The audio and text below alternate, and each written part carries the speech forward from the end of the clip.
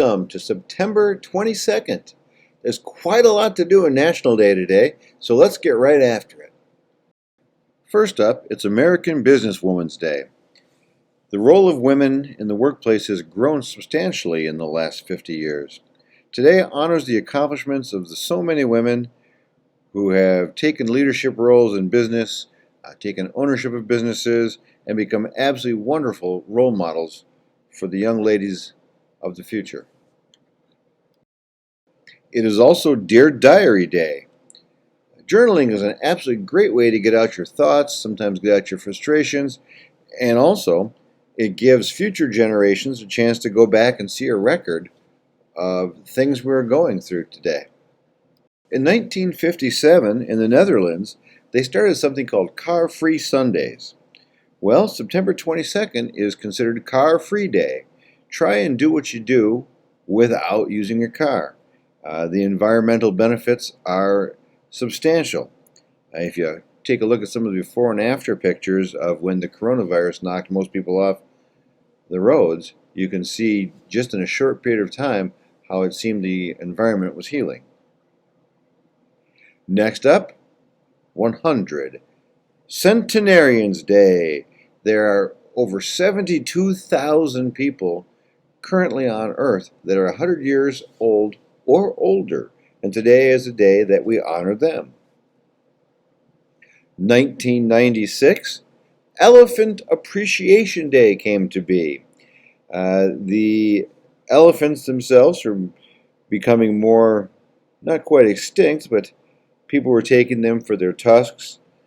We needed to find a way to bring attention to that plight. Making Elephant Appreciation Day did that. Did you know the difference between the African and Asian elephant is in the ears? Also today, yesterday, J.R.R. Tolkien's The Hobbit came out. Well, today is Frodo and Bilbo Baggins Day, Hobbit Day. One of my favorites, it is also National Ice Cream Cone Day. The ice cream cone came about in the 1940 World's Fair. There were a couple of vendors, one selling ice cream, one selling a product that was similar to a waffle. The ice cream was so popular that he ran out of dishes. The waffle maker came over with some of his waffles, rolled them up. Once they cooled, they put the ice cream on them. Boom! Voila! Everybody was happy. We had the ice cream cone. September 22nd also gives us National Legwear Day, surprisingly founded by Hanes, someone who produces socks and other legwear. But today is a day to have those funky pants, to have those funky tights, or whatever it is you're going to do, wear the funky socks, let it all show. It is White Chocolate Day as well. Now, white chocolate really is just a sugary, confectionery sweet treat. There is no chocolate in white chocolate, but it's still mighty fine.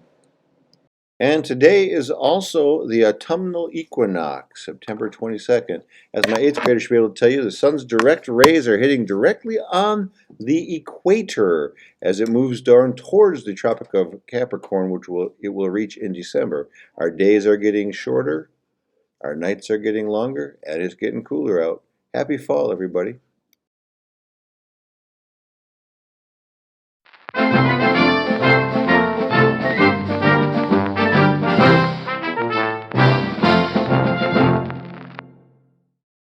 On this day in 1692, the last people were hanged from the Salem witch trials. Believe it or not, no witches were actually burned at the stake, although they did several other things to them. All in all, 8 were hanged, and 19 total were killed as witches. When I say Salem witch trials, this is probably the image that most of you have in your head. But no witches were burned at the stake in the Salem witch trials. 19 were hanged, One was pressed to death by heavy stones, and at least 4 died in prison for a total of 24 deaths. And that does not even include the 2 dogs that were executed for witchcraft. Over 200 people were accused during the trials. The youngest was a 4-year-old girl who was thrown in jail, and the oldest was an 81-year-old man who was the only person to be pressed to death. Surprisingly, over 50 people confessed to being witches during the trials. For many, it was a choice between confessing and saving your life, or standing trial and potentially being sentenced to death. Which would you have chosen? At least 2 tests involved dunking the accused in water. Strangely enough, if they died, they were viewed to be innocent, but unfortunately for them, they were dead. The cake test was when they took the accused witch's urine, mixed it with rye, baked it, and fed it to a dog. When the dog ate it, the witch was supposed to cry out in pain, almost like a voodoo doll dog biscuit. You were also considered a witch if you had too many freckles, weighed more or less than a stack of Bibles, or messed up while reciting a Bible verse. You could argue the trials were about money. There were intense rivalries growing between the traditional families of Salem Village and the increasingly wealthy families of Salem Town. Just look at how many townies were accused of witchcraft. In the 1970s, a scientific journal stated that the trials could have been caused by a fungal infection in the local rye crops. Eating this fungus known as ergot generates side effects that could have caused the strange behavior seen in the trials.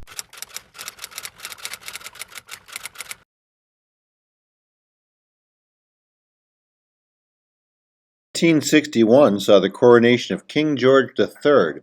Whereas that might not feel important to American history, it was King George III who we would rebel against as we formed the 13 colonies." This is Adam. On September 21st, 1911, pitcher Cy Young won his final game. He had 511 wins overall. Today, the best pitcher wins the Cy Young Award every year. Sticking in the world of baseball, the 1919 Chicago White Sox were in the World Series. It turns out that the fix was in. They were trying to throw the World Series in order to make money. They didn't like the fact the owners weren't sharing enough money with the players. In 1920, after the World Series, the grand jury met to discuss whether or not they should take away the title and how they should punish the players. This led to the beginning of the first baseball commissioner in 1921. 1964, Fiddler on the Roof opens up on Broadway. It would have a run of 3,242 shows on Broadway. If I Were a Rich Man. 1975, Gerald Ford is president. In a very short period of time, there were assassination attempts on his life. On this date in 1975, Sarah Jane Moore stepped from the crowd, raised her gun, and fired at the president, missing him by inches. This would change how Secret Service was done.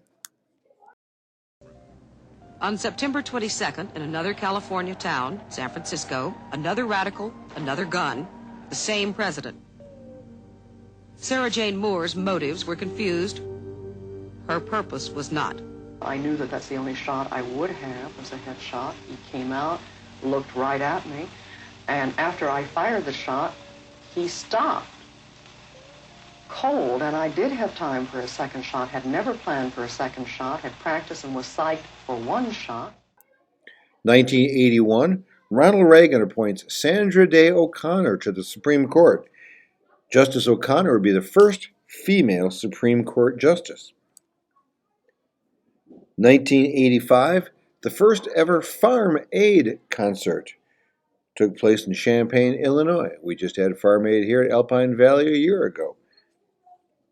Willie Nelson was one of the star performers. Now, live for Farm Aid and a concert for America, here's Willie Nelson.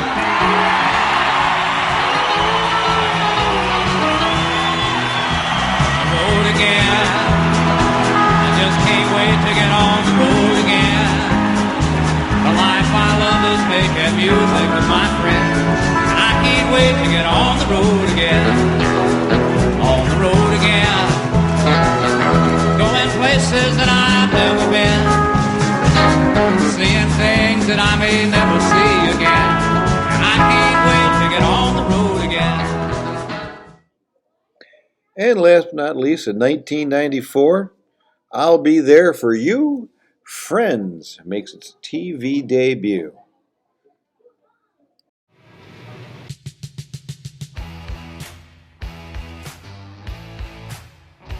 And birthdays today. Happy birthday, Michael Faraday. Maybe you've never heard his name before.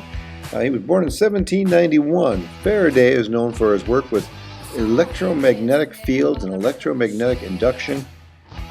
Gives credit for helping create the first Bunsen burners, helping create the first electric motor, as well as many other things.